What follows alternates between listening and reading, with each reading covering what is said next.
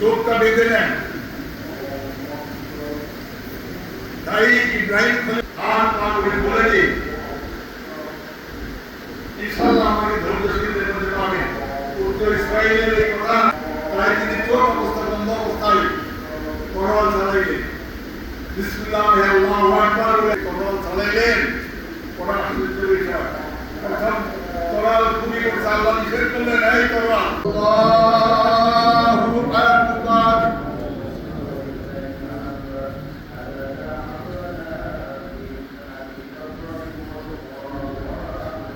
Allahu Akbar,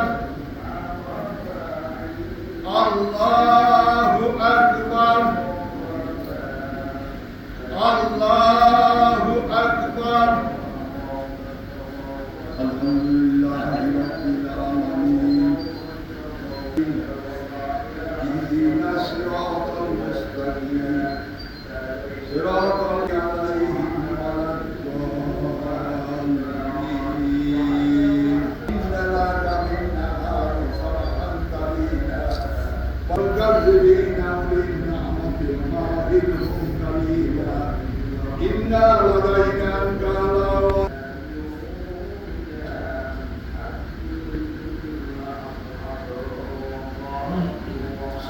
Allahu liman hamidah. Allahu akbar.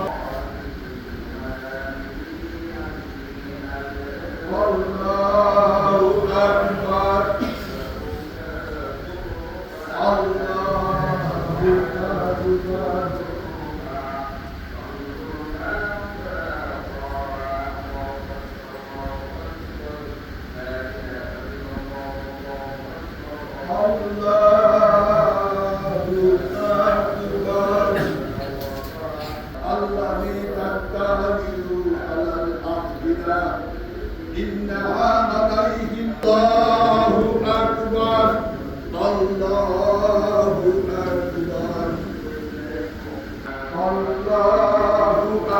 akbar. Allahu akbar.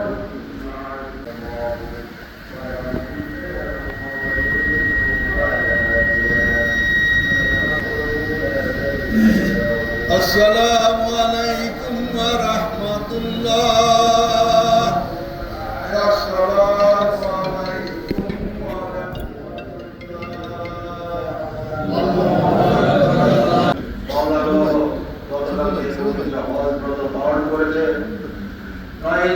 Qad qala alayhi salatu wassalam ma amila dhikru ma min amali yawman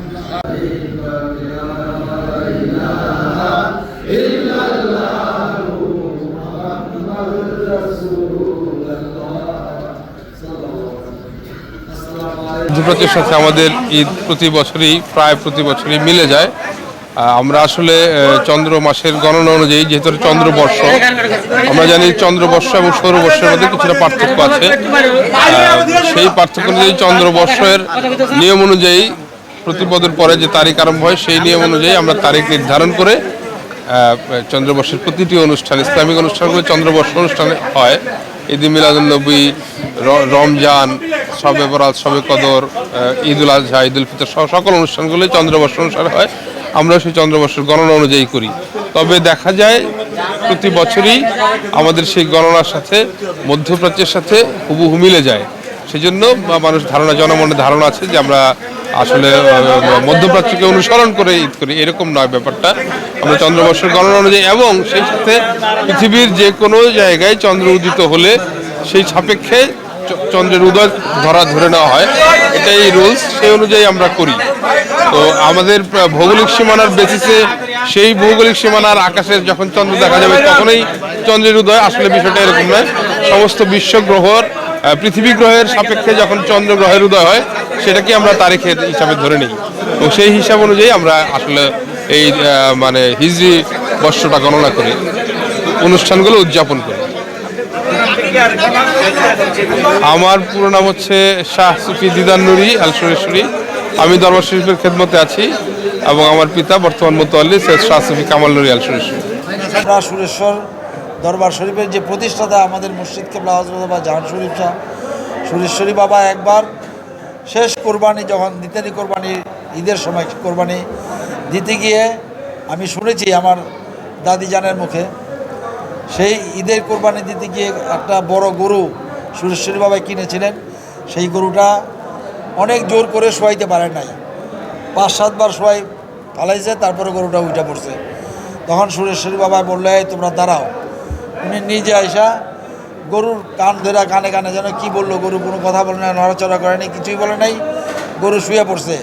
তখন সুরেশ্বরী ভাই বললেন যাও এবার তোমরা কোরবানি করো। আর আমার এই দরবারে এই মাটিতে এখন থেকে এই কোরবানি, আমরা এই কোরবানিটা করবো না, এই পশু কোরবানিটা নিজের অন্তরের পশুকে কোরবানি দেওয়ার চেষ্টা করো। কাজেই আমরা সেই থেকে আমরা দরবারে এই কোরবানিকে স্মরণ করে আমরা কোরবানি করি না।